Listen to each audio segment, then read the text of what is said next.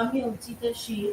আজকে IGNOU regional centre Kolkata থেকে BPSC 133 block 3 institutional ফ্রেমওয়ার্কের unit 6 থেকে 9 নিয়ে আলোচনা করছি, যার মধ্যে অন্তর্ভুক্ত হচ্ছে cabinet secretariat, central secretariat, administrative tribunal এবং আরেকটি যেটা রয়েছে সেখানে হচ্ছে কিছু আইএস/আইএফ অফিসারদের কি রয়েছে ট্রেনিং এবং তাদের অ্যাপয়েন্টমেন্ট। প্রথমে আমরা যেটা দিয়ে শুরু করি সেটা হচ্ছে ক্যাবিনেট সচিবালয়। ভারতে যদি কেন্দ্রীয় প্রশাসনিক কাঠামো দেখো তাহলে লক্ষ্য করা যায় যে সেখানে কিন্তু একটা প্রশাসনিক যুক্তরাষ্ট্রীয় ব্যবস্থা অনুসৃত হয়ে থাকে। যদিও অনেকে বলে থাকবেন যে সেই যুক্তরাষ্ট্রীয় ব্যবস্থা হয়তো মানে পুরোপুরি যুক্তরাষ্ট্রীয় ব্যবস্থা নয়, it is an quasi federal system বা আধা যুক্তরাষ্ট্রীয় ব্যবস্থা, কিন্তু কেন্দ্রীয় প্রশাসনিক কাঠামোয় এই যুক্তরাষ্ট্রীয় ব্যবস্থার ছবি লক্ষিত হয়ে থাকে। তাই ভারতের প্রশাসনিক কাঠামো নিয়ে যখন আমরা আলোচনা শুরু করছি সেখানে আমরা প্রথমে কিন্তু আসব ভারতীয় প্রশাসন ব্যবস্থা বা অ্যাডমিনিস্ট্রেটিভ সিস্টেম সংবিধানের নির্দিষ্ট within the boundary of the constitution তার মধ্যে দিয়ে কাজ শুরু করেছে। কেন্দ্র এবং রাজ্য আমরা তো দেখি যুক্তরাষ্ট্রীয় ব্যবস্থা, সুতরাং যুক্তরাষ্ট্রীয় ব্যবস্থায় কেন্দ্র এবং রাজ্যের মধ্যে সংবিধান অনুসারে বা অ্যাকর্ডিং টু দ্য কনস্টিটিউশন অনুসারে ক্ষমতার বিভাজন হয়ে থাকে, রক্ষিত হয়, অর্থাৎ একটা পার্লামেন্টারি ডেমোক্রেটিক সিস্টেম লক্ষ্য করা যায়। এই ব্যবস্থার অন্যতম যেটা শর্ত বা নিয়ম হলো সেটা হচ্ছে যে নির্বাচিত যে আইনসভা রয়েছে তার কাছে তোমার শাসন বিভাগের দায়িত্ব, responsibility towards the elected parliament বা লেজিসলেচার। সংবিধানের যুক্তরাষ্ট্রীয় প্রকৃতি কেন্দ্রীয় সরকার এবং রাজ্য সরকারের মধ্যে অ্যাকর্ডিং টু দ্য কনস্টিটিউশন বা সংবিধান অনুসারে ক্ষমতার বিভাজন করার কথা বলা হয়েছে এবং সেই অনুযায়ী কাজ করলেও কম্পারেটিভলি বা তুলনামূলকভাবে দেখা যায় যে এই কেন্দ্রীয় সরকার অনেক বেশি ইম্পর্টেন্ট রোল প্লে করে থাকে বা গুরুত্বপূর্ণ ভূমিকা পালন করে থাকে। বিশেষ করে at the time of emergency অর্থাৎ জরুরি অবস্থায় কেন্দ্রীয় সরকার প্রয়োজনে যে কোনো রাজ্যের অ্যাডমিনিস্ট্রেটিভ পাওয়ারটা ক্যাপচার করতে পারে, অর্থাৎ প্রশাসনিক ক্ষমতা অধিগ্রহণ করতে পারে। এরপর আমরা যেটা বলবো সেটা হচ্ছে ক্যাবিনেট সচিবালয়, অর্থাৎ যাকে বলা হয় ক্যাবিনেট সেক্রেটারিয়েট। এখন বলা হচ্ছে প্রথমে এর মিনিংটা বা ইনার মিনিংটা নিয়ে আলোচনা করব। ভারতের শাসন ব্যবস্থা যদি পরিলক্ষিত দেখা যায় তাহলে এটা বলা হয় মন্ত্রী পরিষদ পরিচালিত একটা পার্লামেন্টারি বা সংসদীয় শাসন ব্যবস্থা, অর্থাৎ পার্লামেন্টারি একটা কি হচ্ছে administration which is bounded by the council of ministers. এবং দেখা যায় যে এই সংসদীয় শাসন ব্যবস্থার শীর্ষে অবস্থান করছে প্রকৃত শাসন বাহিনী। তারা মনে করে যে প্রকৃত শাসন বিভাগীয় কি হচ্ছে প্রাইম ক্যাবিনেট বা প্রধান ক্যাবিনেট করে থাকে। ক্যাবিনেটকে নেতৃত্ব কে দেন?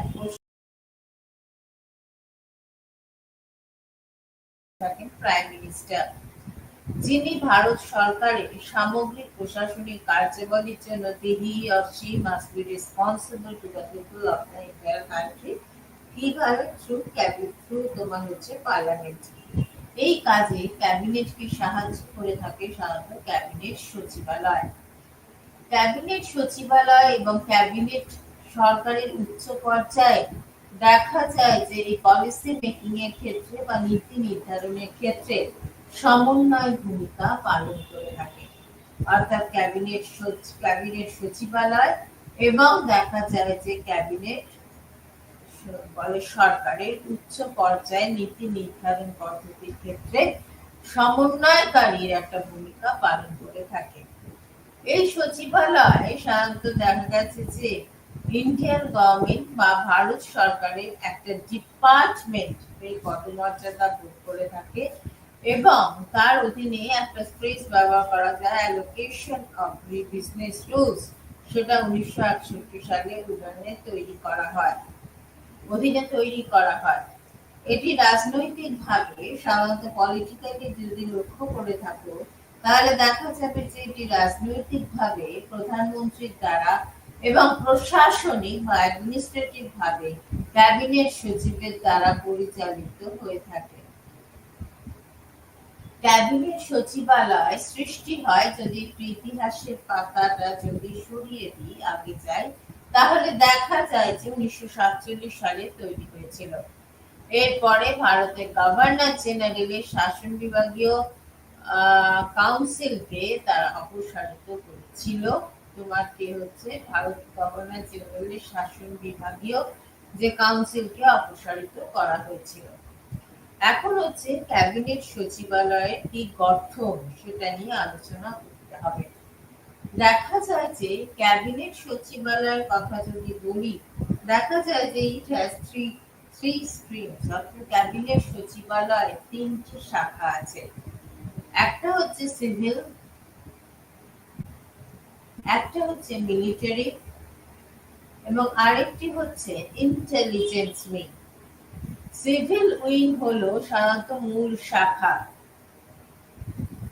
এটি ইউনিয়ন ক্যাবিনেটকে সাহায্য করে থাকে, প্রয়োজনে অ্যাডভাইস বা উপদেশ দিয়ে থাকে এবং তাকে অ্যাসিস্ট করে থাকে বা সহায়তা করে থাকে। মিলিটারি উইং সেটা কি কাজ করে? মিলিটারি উইং ক্যাবিনেটের প্রতিরক্ষা সংক্রান্ত বিষয় সাধারণত সেক্রেটারিয়েট হিসেবে কাজ করে থাকে। এক্ষেত্রে বলা যায় যে যেমন ন্যাশনাল ডিফেন্স কাউন্সিল বা বলা যায় এরকম কিছু প্রতিরক্ষা সংক্রান্ত কি রয়েছে তোমার ব্যাপার নিয়ে সেখানে আলোচনা হয়ে থাকে। ইউনিয়ন ক্যাবিনেটের জয়েন্ট ইন্টেলিজেন্স কমিটিকে সাহায্য করে থাকে ইন্টেলিজেন্স উইং এবং ক্যাবিনেট সেক্রেটারিয়েট চিফ। ক্যাবিনেট সচিবালয় এর ভেতরে এবার দেখতে হবে ক্যাবিনেট সচিবালয় কি কি আছে। প্রথমত যেটা বলা হয়, এটা অনেকটা রিসার্চ ওরিয়েন্টেড একটা ইনস্টিটিউশন, অর্থাৎ সেখানে কি কি আছে দেখা যায় যে সেখানে হচ্ছে রিসার্চ এবং অ্যানালিসিস উইং, যেটাকে আমরা সংক্ষেপে র বলে থাকি। দ্বিতীয়ত বলা যায় ডিরেক্টর জেনারেল অফ সিকিউরিটি, এই কথাটা বলা হয়েছে। তৃতীয়ত বলা হচ্ছে স্পেশাল প্রোটেকশন। চতুর্থত বলা স্পেশাল প্রোটেকশন উইং। চতুর্থত বলা হয়েছে জয়েন্ট ইন্টেলিজেন্স উইং কমিটি বা উইং বলা হয়েছে। এবং আর একটা যেটা রয়েছে সেটা হচ্ছে ডাইরেক্টরেট অফ পাবলিক গ্রিভান্স। 1988 সালে ক্যাবিনেট সচিবালয়ের অন্যতম একটা কাট বা অঙ্গ হিসেবে দেখা যায় যে ডাইরেক্টরেট অফ পাবলিক গ্রিভান্সেস গঠিত হয়। এটি একটি বলা যায় যে ডাইরেক্টরেট দ্বারা পরিচালিত হয় এবং যার পদমর্যাদা যার স্ট্যাটাসটা বলা হচ্ছে ভারত সরকারের সচিবের সমান। সমান। এবার বলা হচ্ছে যে এই কেন্দ্রীয় সরকারের সংস্থাগুলো সাধারণত কি কি বিষয় নিয়ে আলোচনা করে, অর্থাৎ কি কি গণ অভিযোগকে ওরা বিষয় হিসেবে পাত্তা দিয়ে থাকে। প্রথমত যেটা বলা যায় সেটা হচ্ছে রেল, টেলিফোন এবং ডাক যোগাযোগ ব্যবস্থা, অর্থাৎ কমিউনিটি সিস্টেমটাকে ডেভেলপ করার কথা ভাবা হয়, অর্থাৎ রেল, টেলিফোন এবং ডাক যোগাযোগের দপ্তর। দ্বিতীয়ত বলা হচ্ছে স্থলপথ পরিবহন, অসামরিক বিমান পরিবহনে এবং শহরে উন্নয়ন মন্ত্রকের ক্ষেত্রেও গুরুত্বপূর্ণ ভূমিকা পালন করে থাকে। এছাড়াও তৃতীয়ত অর্থ মন্ত্রক এবং অর্থ সংক্রান্ত বিষয় সম্পর্কিত মন্ত্রকের ইন্স্যুরেন্স বা বীমা এবং হচ্ছে ব্যাংকিং শাখায় পরিণত করার একটা ইচ্ছে। তারপরে হচ্ছে সহজ এবং জাহাজ এবং পোর্ট ট্রাস্টের director general Delhi transport corporation, Indian airline and air India. Cabinet সচিবকে বলা যায় যে নিচে অধীনস্থ আরো কিছু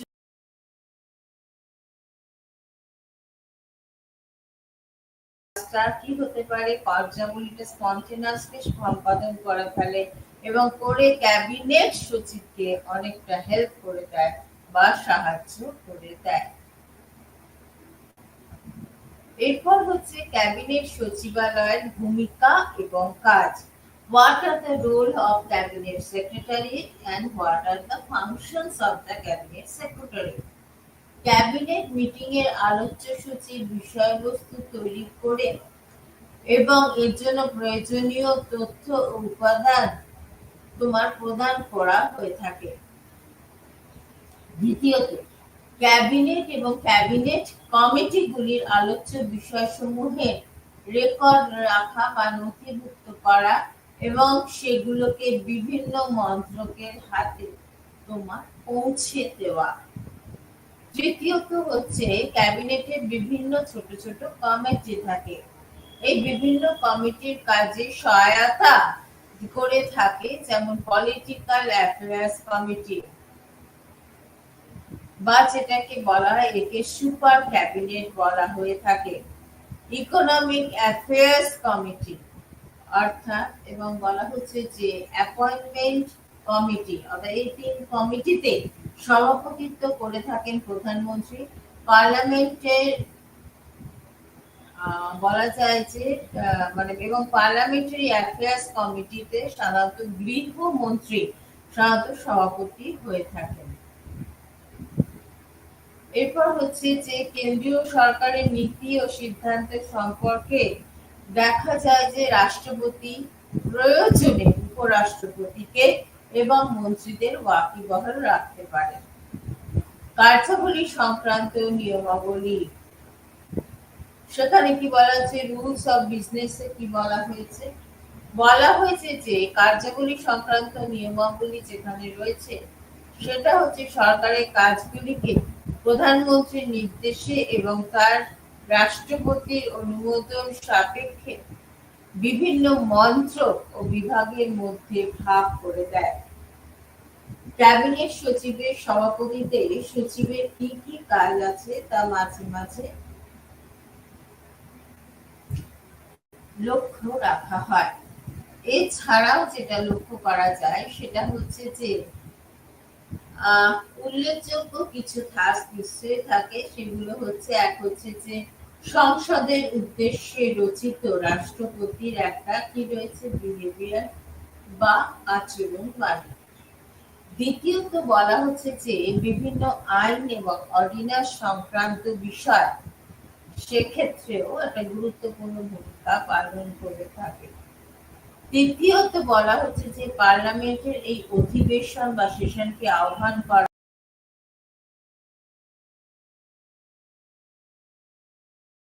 রাখা এবং লোকসভাকে ভেঙে দেওয়া সংক্রান্ত প্রস্তাব, বিদেশি রাষ্ট্রের সঙ্গে সন্ধি চুক্তি স্থাপন করা সংক্রান্ত প্রস্তাব গ্রহণ করা, বিভিন্ন বিষয়ে ৩০০ তদন্ত কমিটি একটা গঠনের প্রবণতা বা প্র্যাকটিস লক্ষ্য করা যায়। বিভিন্ন মন্ত্রণালয়ের মধ্যে বিরোধের সময় দেখা যায় যে বিরোধের সময় রাষ্ট্রপতি অথবা প্রধানমন্ত্রী যেসব বিষয় ক্যাবিনেটে উত্থাপন করতে চান সেগুলো নিয়েও আলোচনা করা হয়ে থাকে। এখন হচ্ছে ক্যাবিনেট সচিবের ভূমিকা। ভারতে বর্তমানে লক্ষ্য করা যায় যে ক্যাবিনেট সচিবের যে পদটি রয়েছে সেটি পূর্বতন ভাইসরয় শাসন পরিষদের সচিবের উত্তরাধিকারী।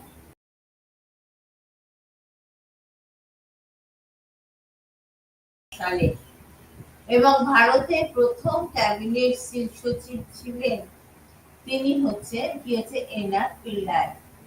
ক্যাবিনেট সভাগুলিতে ক্যাবিনেট সচিব এমনই কাছাকাছি সচিব প্রধানমন্ত্রী কাছাকাছি আসন গ্রহণ করেন এবং সভার আলোচ্য সূচির বিভিন্ন বিষয় প্রধানমন্ত্রীকে অভিহিত করে থাকেন। তিনি সিনিয়র সিলেকশন বোর্ডের সভাপতি এবং প্রশাসনিক সচিবদের কি বলা যায় কমিটিরও সভাপতি। ক্যাবিনেট সচিব সাধারণত প্রধান সচিবের সম্মেলনে সাধারণত কি করে থাকে, সাধারণত সভাপতিত্ব করে থাকেন। ক্যাবিনেট সচিবের পরিপূর্ণ নিয়ন্ত্রণে বা কন্ট্রোলে ক্যাবিনেট সচিবালয় ক্যাবিনেট সচিবালয় কাজ করে থাকে।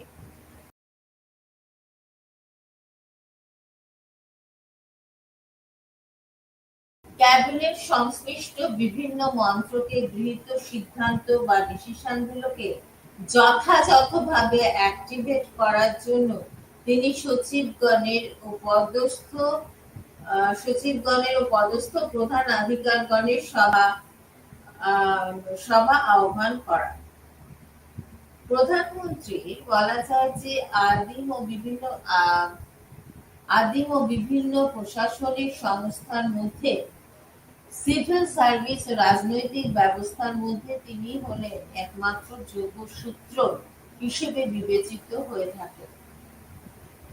সংসদের তিনটে দিক হলো, একটা হচ্ছে দার্শনিক, একটা হচ্ছে পথপ্রদর্শক এবং আরেকজন হচ্ছে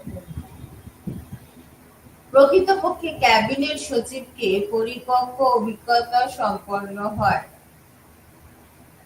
তারপরে হচ্ছে তোমার মেধাযুক্ত এবং ব্যাপক ক্ষমতার কল্পনা শক্তির অধিকারী হওয়া কখনোই উচিত নয়। মূল্যায়ন। এইবার আমরা বলি আর্থ-সামাজিক উন্নয়নে গুরুত্বপূর্ণ কর্মসূচিকে বাস্তবায়িত করতে হলে অনেক ভাগে বিভক্ত এই দেশে কেন্দ্রীয় এবং রাজস্বের প্রশাসনিক উদ্যোগ এবং সার্থকতা লক্ষ্য করা যায়। ভারতে এই কেন্দ্রীয় সচিবালয় মূলত সাধারণত দেখা যায় যে একটি নীতি নির্ধারক সংস্থা হিসেবে কাজ করে। এই সংস্থার কর্ণধার হলেন সাধারণত ভারতের প্রাইম মিনিস্টার এবং প্রধান নিয়ামক ও পরিচালনা করে থাকেন ক্যাবিনেট সচিব। এবার শাসন ব্যবস্থাটা বর্তমানে কি করা হয়েছে, বিকেন্দ্রীভূত করে দেওয়া হয়েছে বা ডিসেন্ট্রালাইজ করে দেওয়া হয়েছে। সুতরাং বিকেন্দ্রীভূত স্তরবিন্যাস প্রশাসনের শীর্ষ দেশে তার অবস্থান, তার নিজস্ব যে বিচক্ষণতা, অ্যাক্টিভিটি, কর্মকুশলতা, নিরপেক্ষতা এবং সুদূর প্রসারী দৃষ্টিভঙ্গি এবং সর্বোপরি নেতৃত্ব দানের সক্ষমতার উপর নির্ভর করে সচিবালয় প্রকৃত ভূমিকা পালন করে থাকে। এরপর আমরা বলবো কেন্দ্রীয় সচিবালয় বা যাকে আমরা বলে থাকি সেন্ট্রাল সেক্রেটারিয়েট। প্রশাসনিক কার্যকে সুষ্ঠুভাবে পরিচালনা করার জন্য কেন্দ্রীয় সরকারের বলা যায় যে কেন্দ্রীয় সরকারের যাবতীয় শাসন সংক্রান্ত দায়িত্বকে কি করা, বহন করা এবং বিভিন্ন মন্ত্রক ও বিভাগের মধ্যে যাতে কোঅর্ডিনেশন থাকে সেদিকেও লক্ষ্য রাখা। বিভিন্ন মন্ত্রীরা যে সকল রাষ্ট্রকৃত আধিকারিক ও কর্মচারীদের সাহায্যে এই গুরু দায়িত্ব দিয়ে দেওয়া হয়েছে সম্মিলিতভাবে, তাদের অধিকারকে কেন্দ্রীয় সচিবালয় বলা হয়। সেই জন্য বলা হয় যে the secretariat being an office is the organization to assist the government in the fulfillment of their responsibilities. কেন্দ্রীয় সচিবালয়কে সরকারের স্নায়ু কেন্দ্র বা নার্ভাস সেন্ট্রিক বলে মনে করা হয়ে থাকে, যা সরকারি প্রশাসনে এটা একটা অবিচ্ছেদ্য অংশ। প্রধান দুটি প্রশাসনিক নীতির উপরে ভিত্তি করে এই কেন্দ্রীয় সচিবালয় গঠন করা হয়েছে, অর্থাৎ নীতি প্রণয়ন এবং নীতি পার্থক্যের মধ্যেও একটা পার্থক্য ধরা গেছে। এবং সেই উদ্দেশ্যে সুনির্দিষ্টকালের জন্য নিযুক্ত হাতে স্থায়ীভাবে গুরু দায়িত্ব অর্পণ করা হয়ে থাকে। সেন্ট্রাল সেক্রেটারিয়েট রিকগনিশন অ্যান্ড রি-এনফোর্সমেন্ট, অর্থাৎ এই প্রকল্পের অনুমোদনকে স্বাধীন ভারতের জন্য এবং নতুন সচিবালয় গঠনের উদ্যোগ গৃহীত হয়। সচিবালয় বা সেন্ট্রাল সেক্রেটারিয়েট সার্ভিসে নিযুক্ত অধিকার ও কর্মীদের মধ্যে 4টে ভাগ রয়েছে। এক হচ্ছে সচিবালয়ের নিযুক্ত আধিকারিক, 1 নম্বর রয়েছে। 2 নম্বর হচ্ছে যে কর্মীদের অধস্তন সচিব রয়েছে, অর্থাৎ তাকে শ্রেণী 1 বলা হয়, অর্থাৎ আন্ডার সেক্রেটারিয়েট বলা হয়, ক্লাস 1। দ্বিতীয়ত হচ্ছে বিভাগীয় অধিকর্তা, শ্রেণী 1, সিলেকশন অফিসার, ক্লাস 1। গ হচ্ছে বিভাগীয় অধিকর্তা, C2WT হচ্ছে সিলেকশন অফিসার, ক্লাস 2। এছাড়া হচ্ছে সহকারী, সেখানে হচ্ছে শ্রেণী 3, সেটা হচ্ছে অ্যাসিস্ট্যান্ট, ক্লাস 3 অ্যান্ড বলা যেতে পারে যে শ্রেণী অ্যাসিস্ট্যান্ট ক্লাস এই হিসেবে উল্লেখ করা যেতে পারে। তাহলে বর্তমানে এই বিন্যাসটা কিরকম হয়ে থাকে? প্রথমে কি বললাম, বিভাগীয় সচিব থাকে। দ্বিতীয়ত রয়েছে অতিরিক্ত বা যুগ্ম সচিব থেকে থাকে। তৃতীয়ত বলা হচ্ছে যে উপকারী সচিব বা উপসংহারী সচিব। তারপরেটা হচ্ছে অধস্তন সচিব।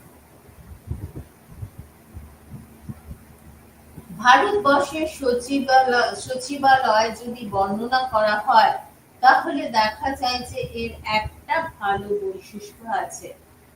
পিরামিডের আকৃতিতে সুসজ্জিত এই সংস্থার ঊর্ধ্বতন অফিসাররা প্রশাসনের নিম্ন স্তরের সঙ্গে প্রত্যক্ষ এবং পরোক্ষভাবে যোগাযোগ রেখে চলে।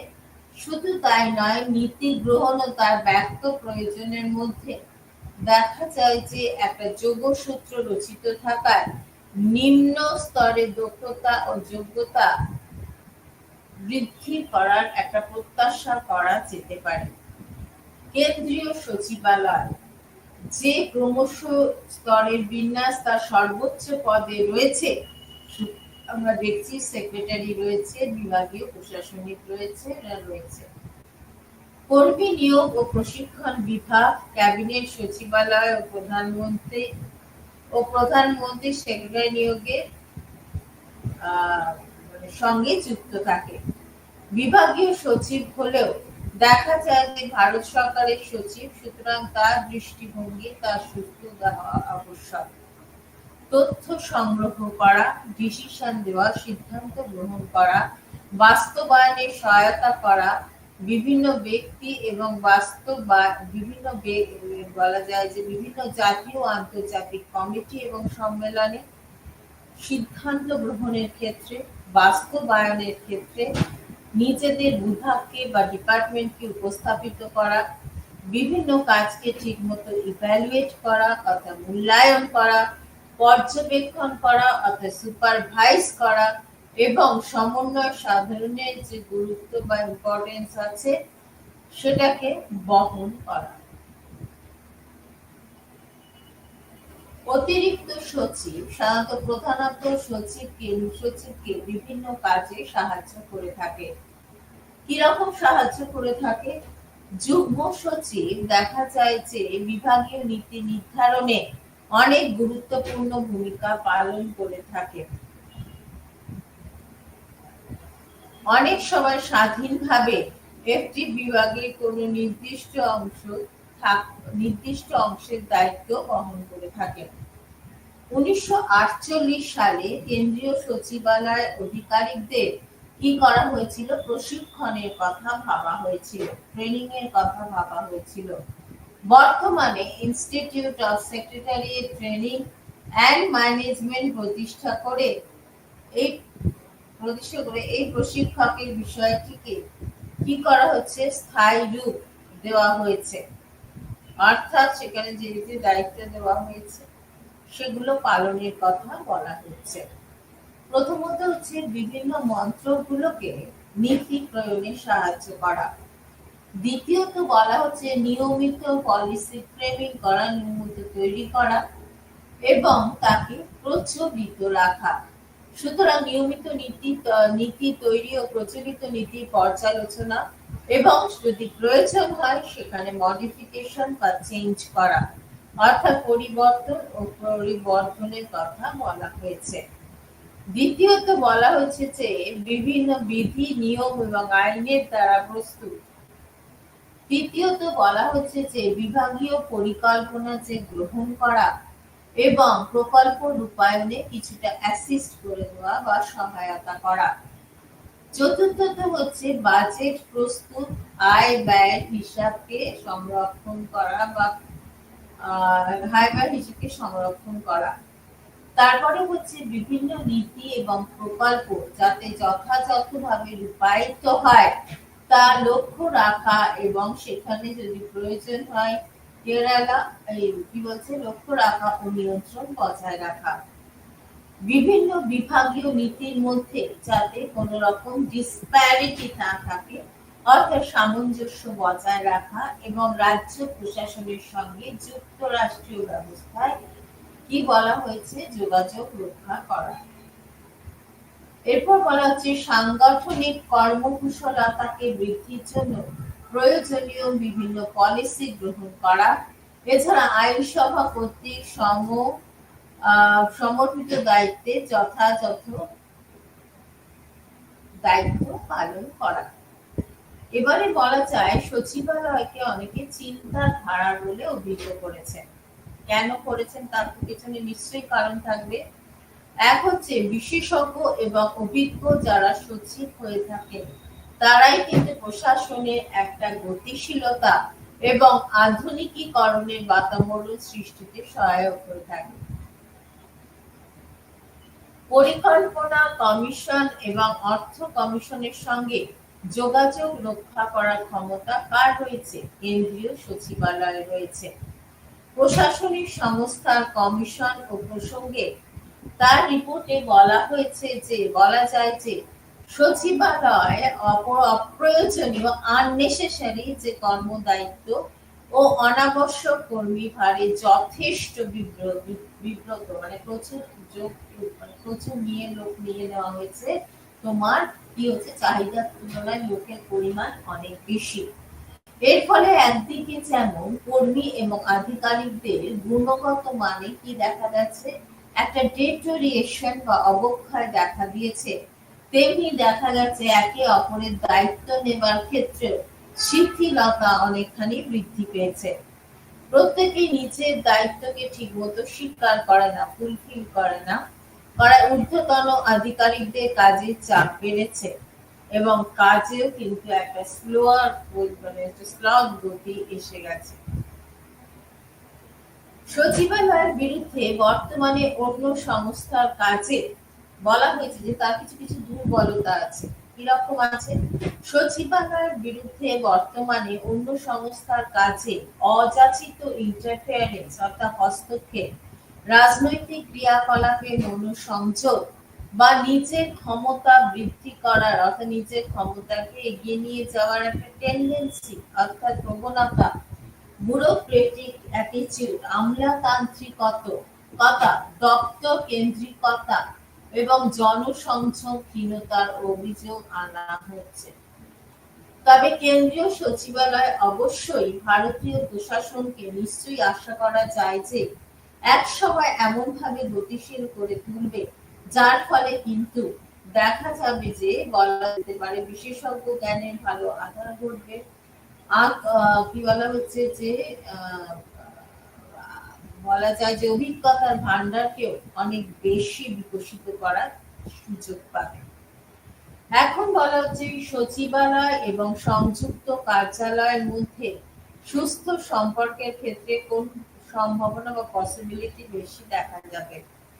প্রথমত বলা যায় যে মন্ত্রী এবং সংযুক্ত কার্যালয়ের সম্পূর্ণ একটা ইউনিফিকেশন বা একীকরণের ব্যাপার। যেমন কিরকম বলা যায়, উদাহরণস্বরূপ যে রেলওয়ে বোর্ড, রেল মন্ত্রক, ডাক ও তার বোর্ড, যোগাযোগ মন্ত্রক, ওদের অ্যামালগেট করে দাও, একসঙ্গে করে দাও, এই অ্যাটিটিউডটার কথা বলা হয়েছে। দ্বিতীয়ত বলা হয়েছে যে মন্ত্রকের একজন অভিজ্ঞ আধিকারিকই সংযুক্ত কালী পুজোকে প্রধান হিসেবে দায়িত্বভার গ্রহণ করতে পারে। অর্থাৎ কি বললাম, মন্ত্রকের এমন কিছু একজন অভিজ্ঞ আধিকারিক সংযুক্ত বা বলা যেতে পারে যে প্রধান হিসেবে, মানে সংযুক্ত কার্যালয় প্রধান হিসেবে দায়িত্বভার গ্রহণ করতেই পারে। এক্ষেত্রে পলিসি ফ্রেমিং বা নীতি প্রণয়ন এবং নীতি প্রয়োগ, অর্থাৎ পলিসি ইমপ্লিমেন্টেশনের ক্ষেত্রে তার নেতৃত্বকে স্বীকার করে নিতে হবে। এরপরে যেটা বলা যায়, that is the estimate committee. Estimate committee ও দ্বিতীয় বেতন কমিশন দেখা যায় যে মন্ত্রকের কার্যালয় এবং বলা যায় যে সংযুক্ত কার্যালয় সম্পূর্ণ একীকরণের, অর্থাৎ একসঙ্গে মিলিয়ে দাও, এই ব্যাপারটা সুপারিশ করে। এক্ষেত্রে একটি সাধারণ কার্যালয়, অর্থাৎ একটা জেনারেল কার্যালয় সচিবদের, সচিবালয়ের আধিকারিকদের এবং সংযুক্ত কার্যালয়ের আধিকারিকদের সাহায্য করবে বা হেল্প করবে। একটি মাত্র হোয়াইট ব্যুরোর মাধ্যমে কার্য সম্পাদিত হবে এবং একই করণিক বিভাগ উভয়কে কাগজপত্র কি করতে হবে, সরবরাহ করবে। এর ফলে একদিকে যেমন ব্যয় কি হচ্ছে, ভার লাঘব হবে, অন্যদিকে তেমনি দেখবে যে কাজের মধ্যে অনেক বেশি মোবিলিটি আসবে বা দ্রুততা আসবে।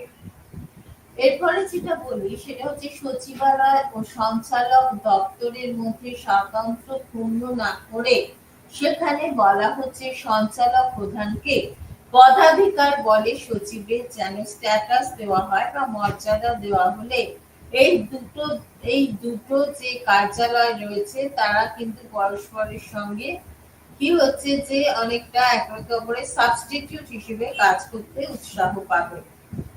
যেমন বলা যায় যে টেক্সটাইল কমিশনার পদাধিকার বলে বাণিজ্য মন্ত্রকের যুগ্ম সচিবের স্ট্যাটাস পেয়ে থাকে বা পদমর্যাদা পেয়ে থাকে।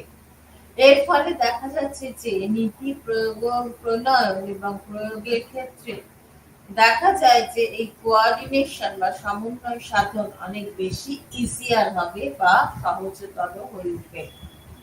এবার আমরা যেটা বলবো সেটা হচ্ছে ত্রুটি। একই কাজ বারবার করার ফলে কার্য সম্পাদনে অনেক সময় দেখা গেছে যে অহেতুক টাইম টেকিং হয়ে যাচ্ছে বা বিলম্বিত হচ্ছে। বিশেষজ্ঞরা যে সমস্ত প্রকল্প বা সুপারিশ করে তা সচিবের সহকারী স্তরে প্রথমে সেটা কি হয়ে থাকে, বিশ্লেষিত হয় বা অ্যানালাইজ করা হয় এবং সহকারী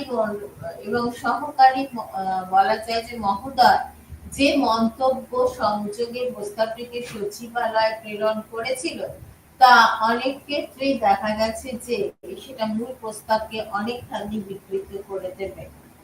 যা বিকৃত করে প্রস্তাবের উদ্দেশ্যটি একেবারে সত্যি বলা হচ্ছে মিনিংলেস হয়ে যায় বা অর্থহীন হয়ে পড়ে। তাই এই বিভাগীয় চাহিদার সঙ্গে সম্মতি রেখে এই দুটো কার্যালয়ের মধ্যে সুসম্পর্ক গড়ে তুলতে হবে এবং সেখানে কি বলা হচ্ছে, গড়ে তুলতে হবে তো বটেই, সেটা কি করে সম্ভব হবে, সহযোগিতা বা কর্পোরেশন বৃদ্ধি করলেই তবে সেটা সম্ভব হবে। এরপর আমরা যেটা একটা নতুন টপিক নিয়ে আলোচনা করব, দ্যাট ইজ হচ্ছে প্রশাসনিক ট্রাইব্যুনাল। ভারতের প্রশাসনিক আইনি ব্যবস্থায় দেখা যাচ্ছে যে ট্রাইব্যুনাল আছে বিচার ব্যবস্থার বিচারকারী সংস্থাগুলোকে বোঝায়। তারা আদর্শ একটা বিচার ব্যবস্থা থেকে কি করে থাকে, আলাদাভাবে তৈরি হয়েছে। সাধারণত বিচার ব্যবস্থা প্রধানত বলা যায় যে প্রধানত ন্যায় বিচার প্রদান করা এক নম্বর, এবং ২ নম্বর নাগরিকের অধিকার রক্ষা করা। এই দুটো বিষয়ের উপরে সব থেকে বেশি গুরুত্ব দেওয়া হয়ে থাকে। জুডিশিয়াল সিস্টেম বা বিচার ব্যবস্থার ক্ষেত্রে যদি বলা যায়, ভারতবর্ষের মতো একটা দেশ ভীষণ হাইলি পপুলেটেড কান্ট্রি, সুতরাং বিচার ব্যবস্থার উপর বোঝা কমাতে এবং প্রশাসনিক ক্ষমতা বা অ্যাডমিনিস্ট্রেটিভ পাওয়ার অ্যাকোয়ার করার জন্য ভারতে প্রশাসনিক ট্রাইব্যুনাল বা অ্যাডমিনিস্ট্রেটিভ ট্রাইব্যুনাল প্রতিষ্ঠিত হয়েছিল। এই ট্রাইব্যুনাল গুলো প্রশাসনিক বা বিচারিক সংস্থার প্রয়োজনীয় যে বিষয়গুলো রয়েছে সেই বিষয়গুলোকে কি করা হচ্ছে, মোকাবিলা করার জন্য বা ট্যাকল করার জন্য নির্দিষ্ট ক্ষমতা ও আধা বিচারিক ক্ষমতার কথা বলা হয়েছে। সংশ্লিষ্ট বিরোধ বা ঝগড়া মীমাংসার জন্য প্রয়োজনীয় আইন ও আইনে বাস্তবায়নের জন্য এই কর্তৃপক্ষ দেখা যাচ্ছে যে সাধারণত আদালতের বাইরে কাজ করে। তারা বিচার ব্যবস্থার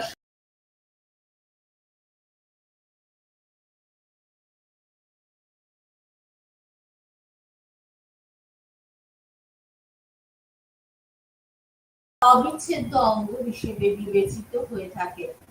এই অর্গানাইজেশন বা এই সংস্থাগুলি আদালতের কার্যক্রমের সাথে জড়িত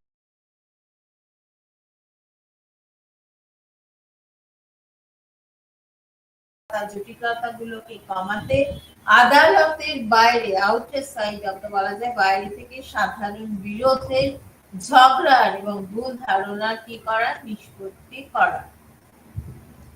তাই 1985 সালে 42তম দেখা যায় যে সংবিধান সংশোধন অনুযায়ী আধা বিচারিক কর্তৃপক্ষ হিসেবে প্রবর্তিত হয়েছিল।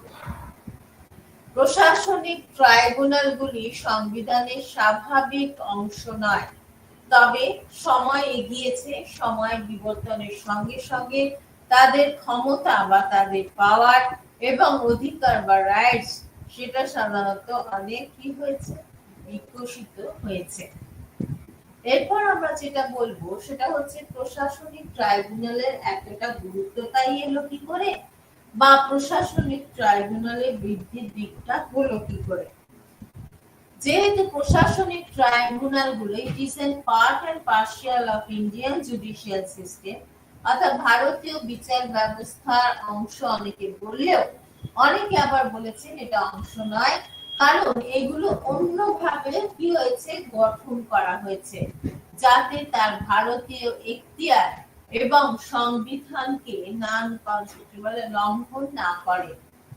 প্রশাসনিক ট্রাইব্যুনাল আইনে সংস্থার 42তম সংবিধান সংশোধনীতে 323-এর এ এবং 323-এর বি অনুচ্ছেদে উল্লেখ করা হয়েছে যে প্রশাসনিক ট্রাইব্যুনালগুলো সাধারণত বলা যায় যে নির্দিষ্ট প্রশাসনিক বিষয় এবং পরিস্থিতি মোকাবিলার ক্ষমতা এবং অধিকার রাখে। সময় যত এগিয়েছে, অর্থাৎ ক্রমবর্ধমান সময়ের সাথে প্রশাসনে কাজ করার জন্য তাদের কাঠামো, অর্থাৎ জেলা, রাজ্য এবং বলা যায় যে বিভিন্ন স্তরে কি হচ্ছে, তোমার বলা যায় যে এই সময় প্রশাসন তাদের কাঠামো, জেলা, রাজ্য, বিভাগ স্তরে, সুতরাং কি হচ্ছে, ক্রমবর্ধে এদের গুরুত্বটাও যথেষ্ট বৃদ্ধি পেয়েছে। কেন না, বিচার ব্যবস্থার যেমন কমপ্লেক্সিটি বেড়েছে, প্রশাসনিক ব্যবস্থারও যথেষ্ট কমপ্লেক্স থেকে কমপ্লেক্সতর হয়ে গেছে, অর্থাৎ জটিল থেকে জটিলতর বৃদ্ধি পেয়েছে। এখন বলা হচ্ছে যে এই কারণে কিন্তু প্রশাসনিক ট্রাইব্যুনালের সংখ্যা বেড়ে গেছে। এখন বলছে what are the characteristics of the প্রশাসনিক ট্রাইব্যুনাল বা অ্যাডমিনিস্ট্রেটিভ ট্রাইব্যুনাল। বলা হচ্ছে যে প্রশাসনিক ট্রাইব্যুনাল আইনি আদালতের মতো সিদ্ধান্ত নেওয়ার জন্য তাদের অবশ্যই কিছু বৈশিষ্ট্য, কিছু ক্যারেক্টারিস্টিক্স এবং আংশিক কিছু ক্ষমতা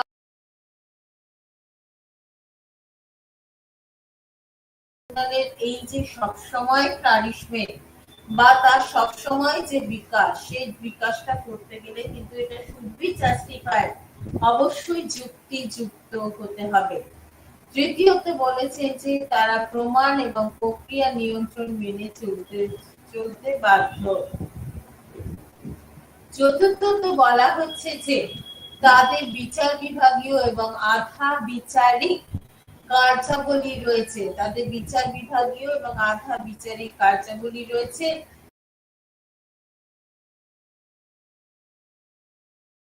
কাজ করতে হবে। বিচারিক প্রবিধান মানে কি? বিচারে যে নিয়ম কানুন বড় রয়েছে সেই নিয়ম কানুন অনুযায়ী কাজ করতে হবে। তবে তারা ন্যায় বিচারের নীতি অনুসরণ করে এবং দিকগুলোকে বিভিন্নভাবে সমাধান করার চেষ্টা করে এবং শুধু তাই নয়, সেই অনুযায়ীও কাজ করার চেষ্টা করে থাকে। এরপর বলা যেতে পারে যে এগুলি স্বাধীনভাবে সক্রিয়। কোনগুলো স্বাধীনভাবে সক্রিয়? যেমন জুডিশিয়াল অর্গানাইজেশন, বিচার বিভাগীয় সংস্থা, তাদের আধা বিচারক ও বিচারক সিদ্ধান্তে কোনো প্রশাসনিক হস্তক্ষেপ করা হয় না।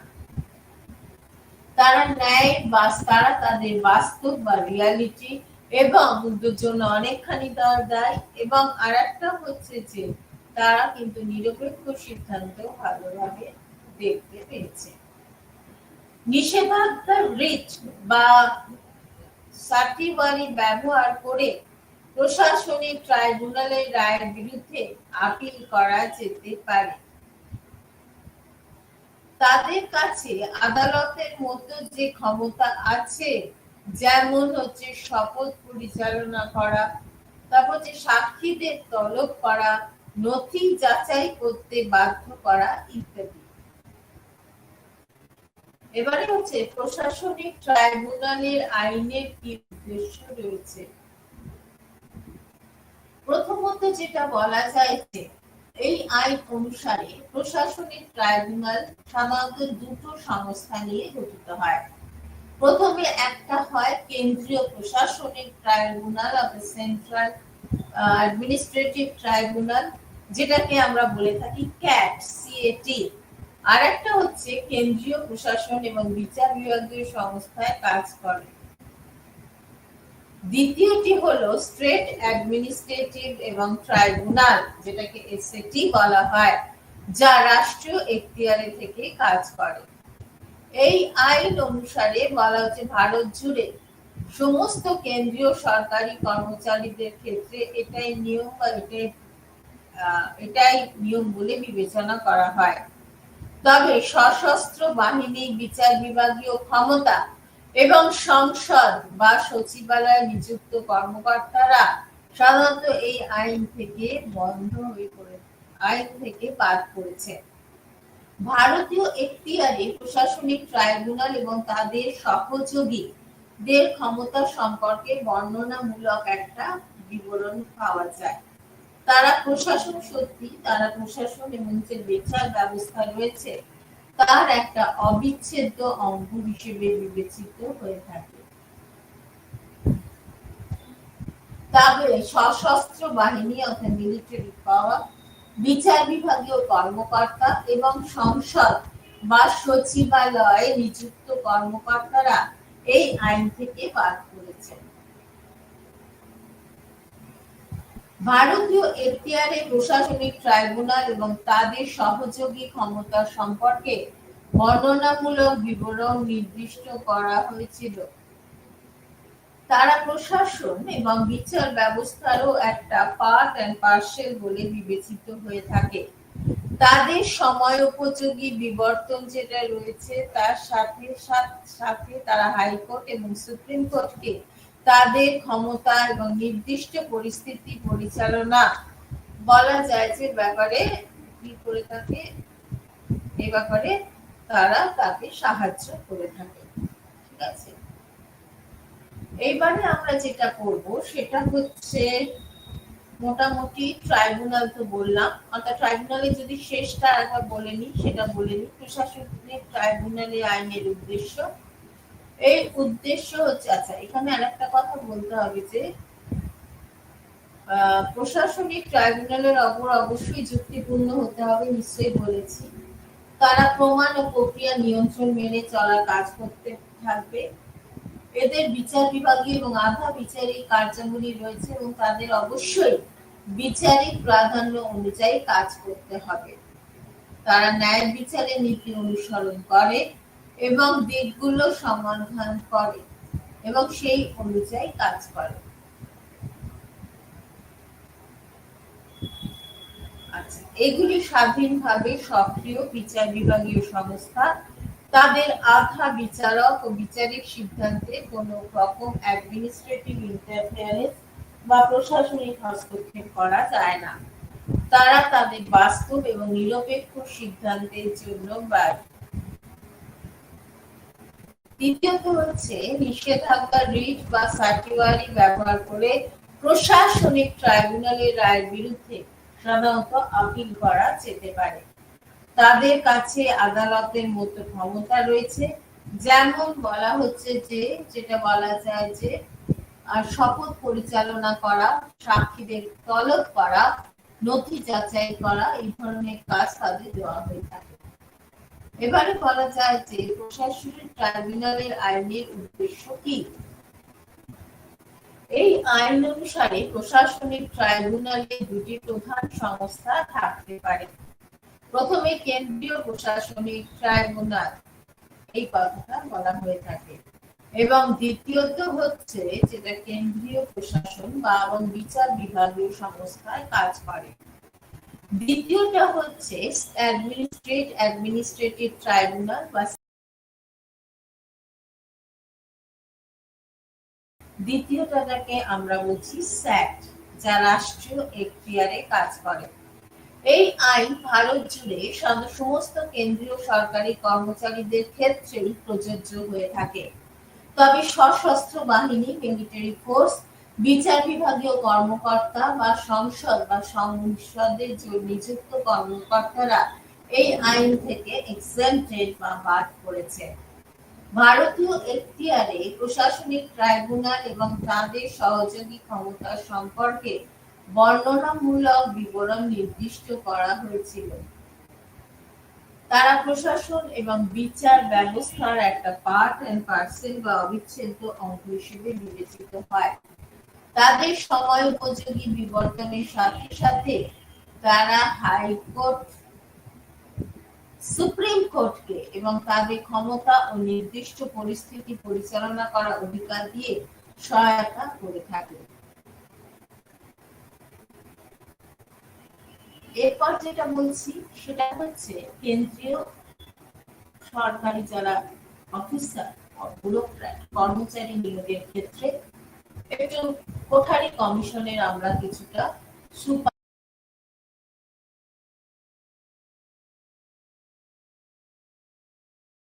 কমিটির সুপারিশ বা রাষ্ট্রকীর্তনদের সুপারিশ বা রাষ্ট্রকীর্ত পরীক্ষা ব্যবস্থা মূল্যায়ন। কেন্দ্রীয় রাষ্ট্রকীর্তক, সর্বভারতীয় রাষ্ট্রকীর্তক এবং রাজ্য রাষ্ট্রকীর্তকের সদস্যগণ সাধারণভাবে কেন্দ্রীয় রাষ্ট্রকীর্তক বা ইউপিএসসি পরিচালিত প্রতিযোগিতামূলক পরীক্ষার মাধ্যমে তারা নির্বাচিত হয়ে থাকে। কোঠারি কমিটি, ভারতীয় রাষ্ট্রকীর্তক, আমরা খুব কথাগুলো বলে থাকি, খুব আমাদের কাছে খুব আজকে খুব এই চাকরি পাওয়া খুব মানে বাচ্চারা চাকরি, এই ধরনের চাকরি পেতে খুব উদ্গ্রীব। সুতরাং ভারতীয় রাষ্ট্রকীর্তক, আইএএস, ইন্ডিয়ান অ্যাডমিনিস্ট্রেটিভ বলা যায়, অর্থাৎ ইন্ডিয়ান অ্যাডমিনিস্ট্রেটিভ সার্ভিস, ভারতীয় পুলিশ কীর্তক, যাকে আমরা বলে থাকি আইপিএস, ইন্ডিয়ান পুলিশ সার্ভিস, এবং ভারতীয় বৈদেশিক কীর্তক বা ইন্ডিয়ান ফরেন সার্ভিস অকারিগরি প্রথম শ্রেণীর কেন্দ্রীয় সরকারি চাকরির ক্ষেত্রে দেখা একটি একক ব্যবস্থার সুপারিশ করে। এর আগে 3 ধরনের প্রতিযোগিতামূলক পরীক্ষা হতো। মানেটা কি হতো? অর্থাৎ আইএস এর জন্য একটা পরীক্ষা, আইএফএস এর জন্য একটা পরীক্ষা, আর একটা হচ্ছে আইপিএস এর জন্য একটা পরীক্ষা। এবং সেক্ষেত্রে বর্তমানে এই ধরনের বিদ্যাগুলোকে মনে করা হচ্ছে প্রার্থীদের জন্য একটি পরীক্ষাগুলোকে ইন্ডিকেট করে প্রার্থীদের জন্য একটা পরীক্ষা গ্রহণের ব্যবস্থা করা হচ্ছে। এরপর হচ্ছে কি বলা হচ্ছে, কোঠারি কমিটি দেখা যায় যে প্রতিযোগিতামূলক পরীক্ষা ব্যবস্থাকে দুটি ভাগে ভাগ করে। এখন হচ্ছে প্রথমে কিভাবে ভাগ করে, এখন প্রার্থীদের প্রারম্ভিক ও প্রধান এই দুটি পরীক্ষায় পার্টিসিপেট করতে হয় বা অংশগ্রহণ করতে হয়।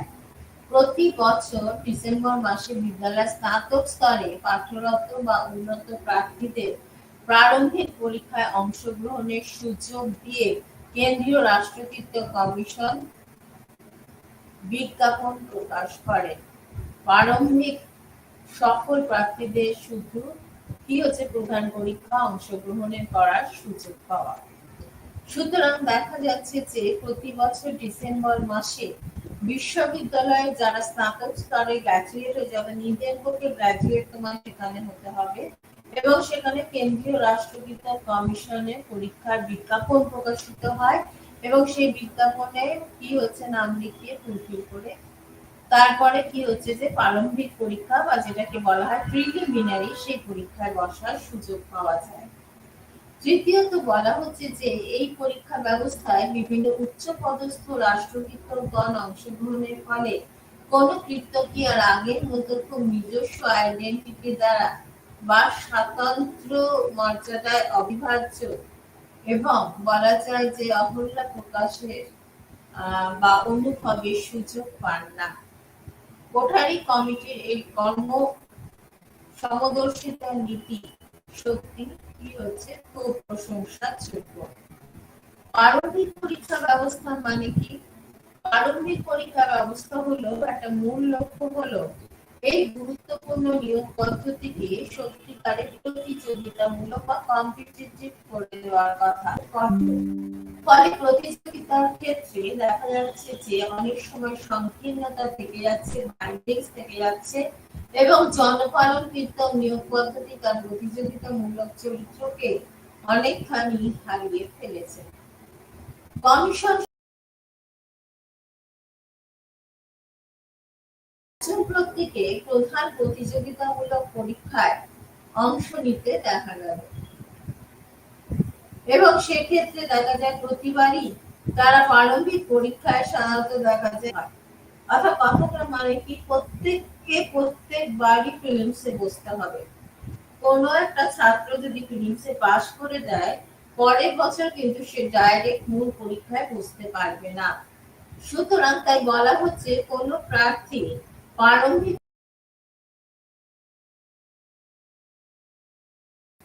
কিন্তু প্রধান পরীক্ষায় সে ব্যর্থ হয়, তাহলে তাকে সরাসরি প্রধান পরীক্ষার কি দিতে হবে, সুযোগ দেওয়া উচিত বলে মনে করা হয়। তবে একটা কথা বলা যায় যে এই আইএএস, আইপিএস, আইএফএস এদের নিয়োগের ক্ষেত্রে এদের পরীক্ষাটা ভীষণভাবে কঠোর নিয়ম অনুসারে অনুষ্ঠিত হয়।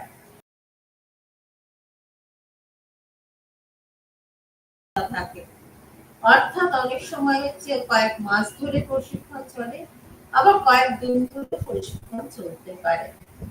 অর্থাৎ এই আইএএস, আইপিএস দের যে নিয়োজিত করা হচ্ছে তারা তো অন্যদের থেকে নিশ্চয়ই একটু আলাদা।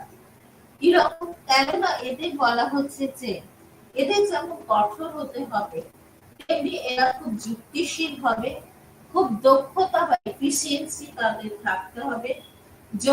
দক্ষতা এবং যোগ্যতার মধ্যে একটা সংমিশ্রণ ঘটিয়ে দেওয়ার কথা ভাবা হচ্ছে এবং শুধু তাই না, খুব যোগ্যতা নিয়ে তবে এই পরীক্ষাতে যেহেতু সফলতা হচ্ছে খুব যোগ্যতা নিয়ে কাজ করতে হবে।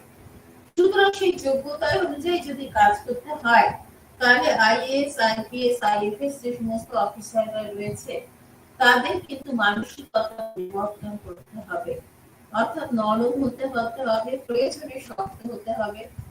ভীষণভাবে তারা চারিপার্শ্বিক পরিস্থিতি নিয়ে ভীষণভাবে বা পৃথিবীতে যা কিছু ঘটছে হ্যাঁ না এই নিয়ে ভীষণভাবে সজাগ থাকতে হবে বা কনসাস থাকতে হবে।